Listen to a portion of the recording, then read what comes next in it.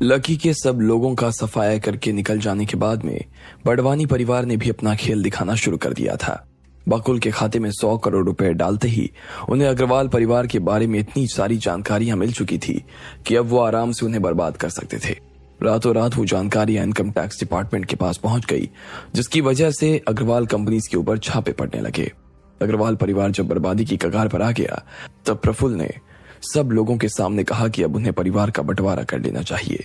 जैसे ही उसने अपने घर वालों के सामने ये बात रखी तो वहां पर खड़े हुए लोगों का दिमाग और ज्यादा खराब हो गया। सब लोग एक दूसरे का चेहरा देख रहे थे। किसी को भी समझ नहीं आ रहा था कि आखिर प्रफुल्ल की इस बात का उन्हें क्या जवाब देना चाहिए था। कुछ लोगों को ऐसा लग रहा था कि प्रफुल्ल बिल्कुल गलत बात कर रहा था और उन्हें ऐसा नहीं करना चाहिए था। वहीं कुछ लोगों को यह भी लग रहा था कि प्रफुल्ल सही कर रहा था और सही कह भी रहा था, और इससे पहले कि थोड़ी भी देर हो जाए उन्हें बंटवारा कर लेना चाहिए। अगर उनका आज इतना खराब था तो जाहिर बात थी कि कल और भी ज्यादा खराब होने वाला था, और वैसे भी ये तो उनकी बर्बादी की सिर्फ शुरुआत थी। तुम्हारा दिमाग खराब है क्या? ये क्या फिजूल की बातें कर रहे हो? इतना बड़ा परिवार इतने सालों से चला आ रहा है और तुम उसे खत्म करने की बात कर रहे हो। तुम्हें पता भी है इस परिवार की कितनी पुश्तें आई हैं और चली गई, लेकिन परिवार हमेशा बना हुआ है। आज हम और तुम जो भी है ना, वो इस परिवार की वजह से है, और तुम इसे खत्म करने की बात कर रहे हो। शर्म आनी चाहिए तुम्हें। दशरथ अपनी जगह से खड़े हुए और उन्होंने प्रफुल्ल को लताड़ लगाते हुए कहा।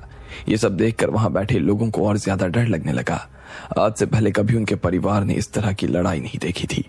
कोई भी आदमी अपने परिवार के किसी दूसरे आदमी से इस तरह से बात नहीं कर सकता था, लेकिन आज प्रफुल्ल ने ही दशरथ को इस तरह से बात करने का मौका दे दिया।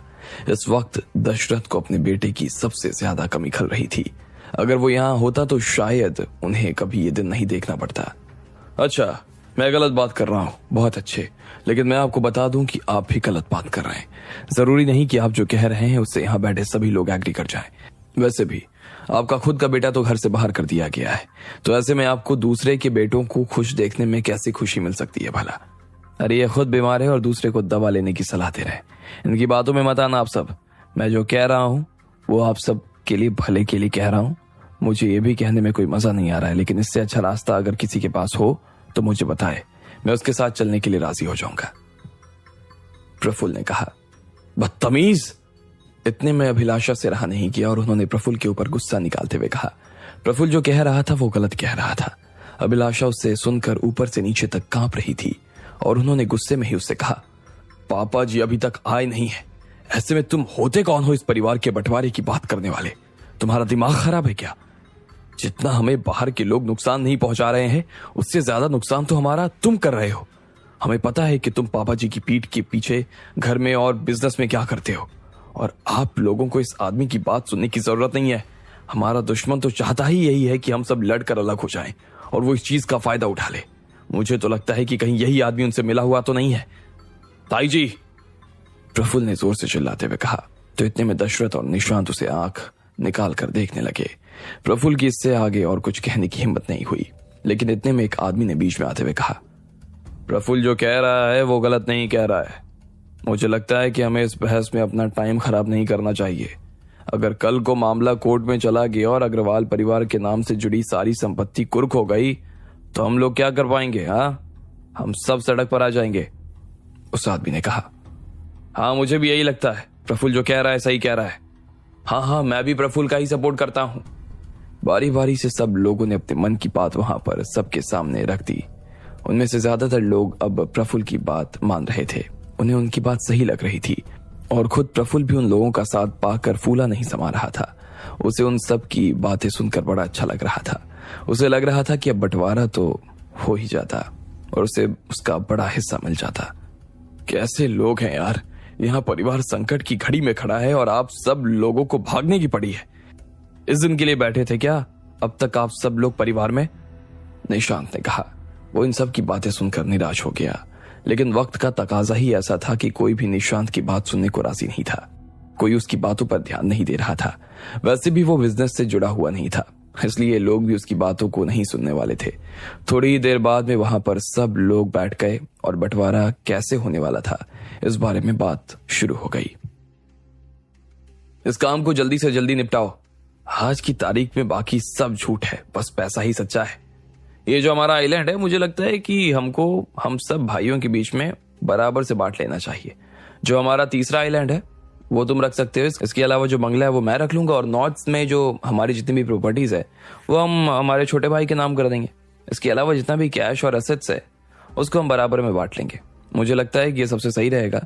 हमें जल्द से जल्द बैंक में रखा पैसा कैश करवा लेना चाहिए। अच्छा, बहुत समझदार नहीं हो तुम। वो बड़ा सा बंगला किस हिसाब से ले लोगे? और वैसे भी नॉर्थ में जो हमारी प्रॉपर्टी है उस पर तो कुछ किया ही नहीं जा सकता है, जंगल है पूरा। सरकार हमें वहां कुछ करने देगी ही नहीं। मैं अकेला उस प्रॉपर्टी को कैसे झेलूंगा, और क्यों झेलूं? अरे तो उसमें क्या दिक्कत है यार? इतनी सी छोटी बात पर लड़ाई करने की क्या जरूरत है? तुम बोलो ना तुम्हें क्या चाहिए, हम वही दे देंगे तुम्हें। ऐसे कैसे देने को तैयार हो? यहां जो मांगेगा वो इससे मिलेगा तो हम क्या बैठकर मुजरा करेंगे? मुझसे फालतू की बात करने की जरूरत नहीं है।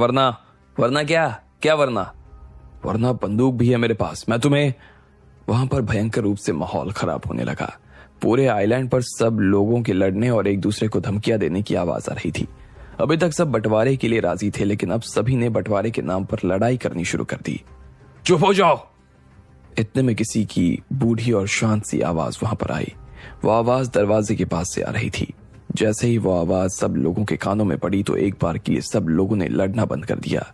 वो सभी बस अब दरवाजे की तरफ देखने लगे।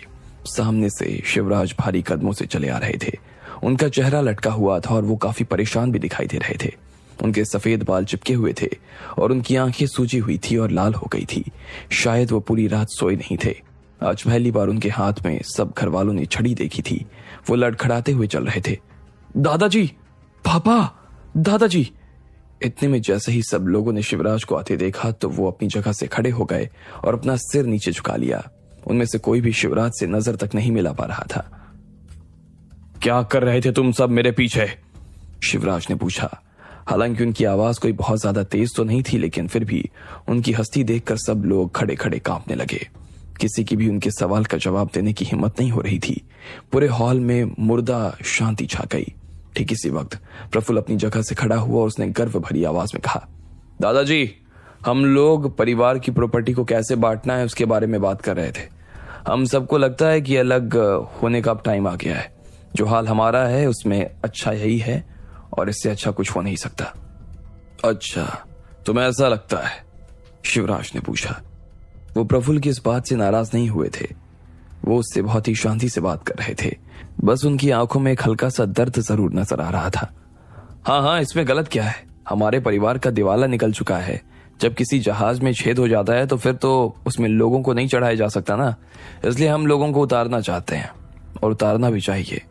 हम अपनी मौत का इंतजार ऐसे बैठे बैठे तो नहीं कर सकते हैं।